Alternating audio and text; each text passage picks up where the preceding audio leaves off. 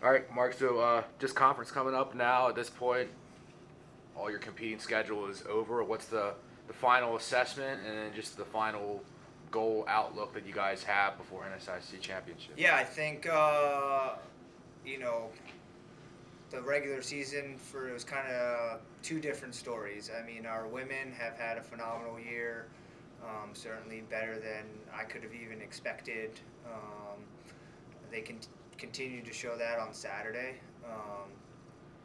I just think we had a big recruiting class last year, and just adding that depth has helped us tremendously. On the men's side, I think we've struggled a little bit. I think we've had some highlights. You know, certainly have some work to do heading into these last two meets, but very hopeful for those guys. I know it's there. We just kind of need to dig a little deep and kind of find it. What are some of those highlights on the men's side? Certainly Jacob Jensen, I think, has been a huge highlight for us.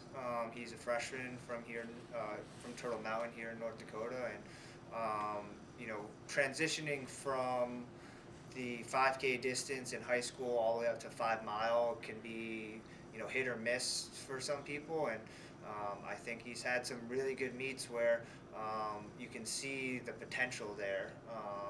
He's run top 10 program time in the 8K when we were down in Missouri, and this past Saturday he looked great. He just kept moving up throughout the race. We may not see it this year in particular, but I think it certainly has shown that he has a bright future, in collegiate cross country. How much has this season on the women's side helped your chances in the recruiting trail going forward? I think it's been huge for us. We've had some people reach out that maybe wouldn't have in the past. We've had some people take notice, and kind of inquire, like, what does it take to be on the team, or what are we looking for? And then we've also been able to talk to some higher caliber recruits that 18 months ago that maybe wouldn't have answered my phone call or my email. They've just seen. I think one of the big things for the women is they've seen the progress of whether you're a returner or not. Where your PRs were, a year ago in high school or 18 months ago when I arrived, and where they are now. I think just to see that development, and obviously they're hopeful that they can be them if they come here to Minot State. Do you have a certain, I guess, a goal in mind for conference meet? Do you feel you have a couple runners, at least on the women's side, that can crack top 20, or what's the goal? Yeah, I think we have the potential. Obviously, you never know. I think running is the kind of sport where I said this to a few of them on Saturday. There's no timeouts, or you can't kind of stop mid race and regroup and kind of make adjustments. But I think we've had 3 or 4 women that have shown the potential that if they're firing on all cylinders on Saturday, that we can certainly walk away with a few all-conference performers, which would be the first time in program history.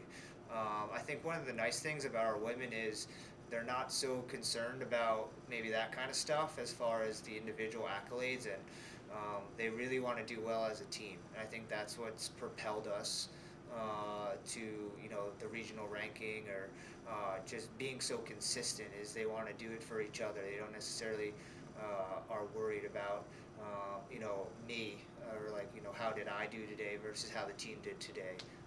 We had a few people on Saturday that wasn't their best day, and we told them that's fine.